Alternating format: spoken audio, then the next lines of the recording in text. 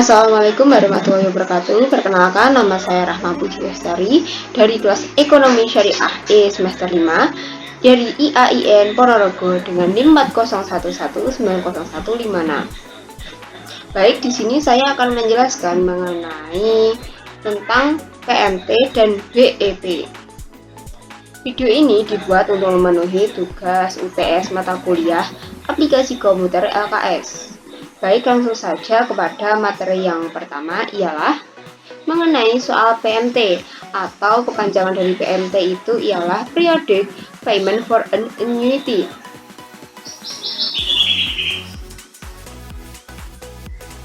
PMT ini biasanya digunakan untuk pembayaran besar anuitas atau nilai angsuran tetap untuk setiap periode. Baik, di sini langsung saja soalnya. Perusahaan A membeli sebuah mobil seharga 125 juta secara kredit dengan bunga 10% per tahun, dicicil selama 5 tahun. Perusahaan tersebut membayarkan angsuran secara tetap. Berapa besar angsurannya per tahun dan berapa angsuran yang harus dibayar tiap bulannya? Ini langsung saja kita masukkan ke dalam tabelnya, yaitu PV harganya tadi 125 juta rupiah, rate atau bunganya itu sebesar 10%, NPR atau lama pinjaman periodenya itu selama 5 tahun, kita ketik 5 saja, lalu kita masukkan ini. Di sini saya telah memasukkan formulanya, yaitu sama dengan PMT dan buka kurung rate titik koma NPR titik koma min PV titik koma FV titik koma type tutup kurung.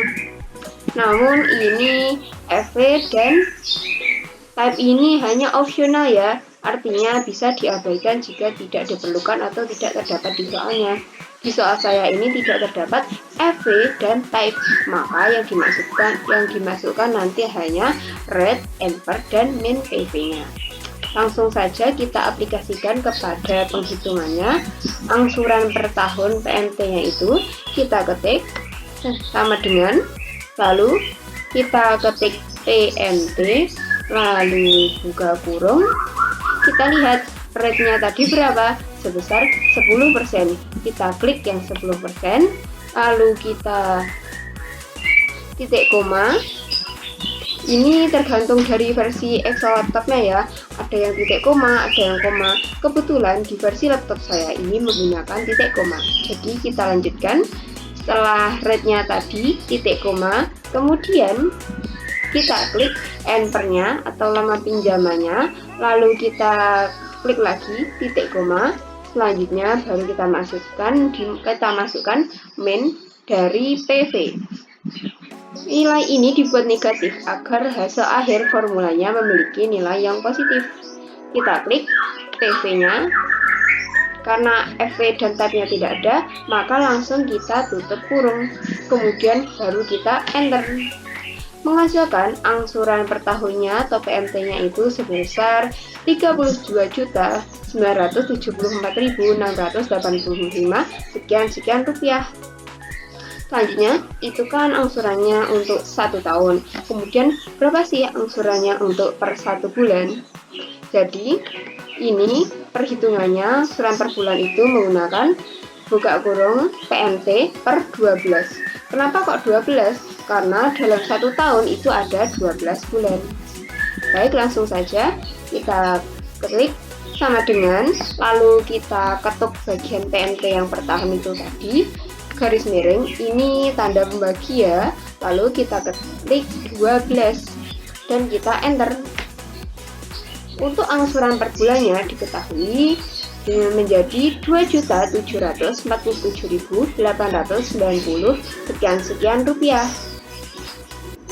Jadi dapat diambil kesimpulan bahwa angsuran per tahunnya atau PMT-nya itu sebesar 32.974.685 sekian rupiah, dan angsuran perusahaan A dalam sebulan itu 2.747.890 sekian rupiah. Baik, langsung kepada materi yang kedua, yaitu berupa BEP.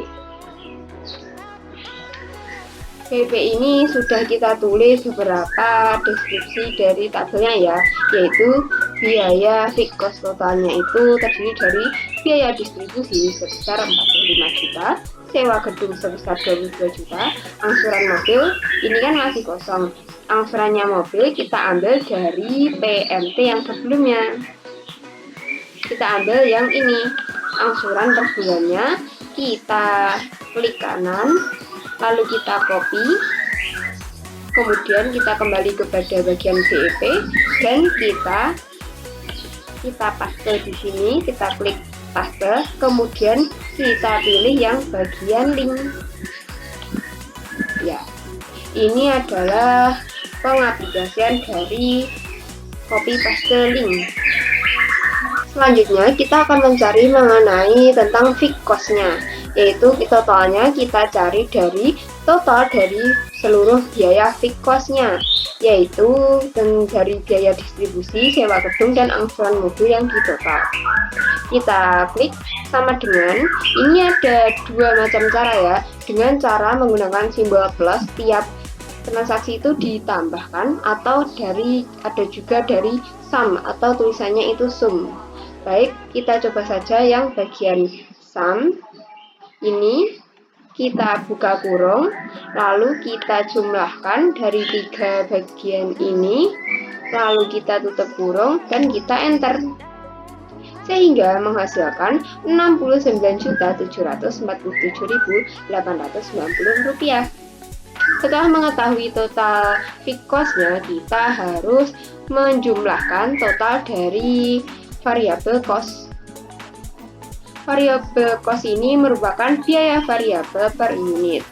Jadi, caranya itu dengan cara kita klik sama dengan, tadi kan sudah menggunakan sum. Selanjutnya kita coba menggunakan yang tanda plus ya. Ini kita klik, lalu kita beri tanda plus, kita tambahkan bagian bawahnya, kita tambah tanda plus lagi, kemudian kita tambahkan yang bawahnya ini 35.000, kemudian kita enter dan menghasilkan variabel cost-nya sebesar Rp143.000. Selanjutnya, setelah diketahui tentang total variabel cost dan fixed cost-nya, kita mencari BIP unit. Di sini formulanya telah saya tulis. Perhitungan BIP unit itu sama dengan FC garis miring buka kurung P itu price dikurangi VC tutup kurung. Kalau sedangkan BIP price-nya itu adalah sama dengan FC garis miring buka kurung 1 min buka kurung VC garis miring P lalu tutup kurung 2 kali. Selanjutnya kita masukkan saja yang BIP unit. BIP unitnya ini menggunakan rumus yang bawahnya ini tadi. FC-nya kita klik pada bagian yang ini, kemudian kita klik garis miring, kemudian kita klik lagi bagian buka kurung, kita masukkan P atau price harganya tadi. Nah, setelah itu kita masukkan min kurangi dari VC. Kemudian baru kita tutup kurung dan kita enter. Menghasilkan BIP unitnya sebanyak 444 unit. Selanjutnya, setelah kita mengetahui mengenai BIP unit, selanjutnya kita akan menghitung mengenai BIP price. BIP price ini formulanya seperti ini, sama dengan FC garis miring buka kurung 1 min buka kurung VC garis miring P, lalu kita tutup kurung 2 kali. Kita praktekkan saja dengan mengklik sama dengan FC-nya itu sebesar 69.747.890 ini, lalu kita kasih garis miring, kemudian buka kurung, kita klik angka 1, min, buka kurung lagi,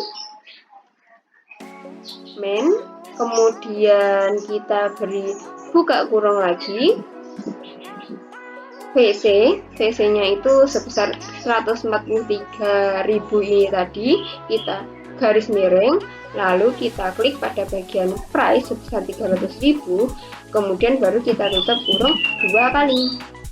Setelah rumusnya benar begini, baru kita enter dan menghasilkan BEP price-nya sebesar Rp133.276.224.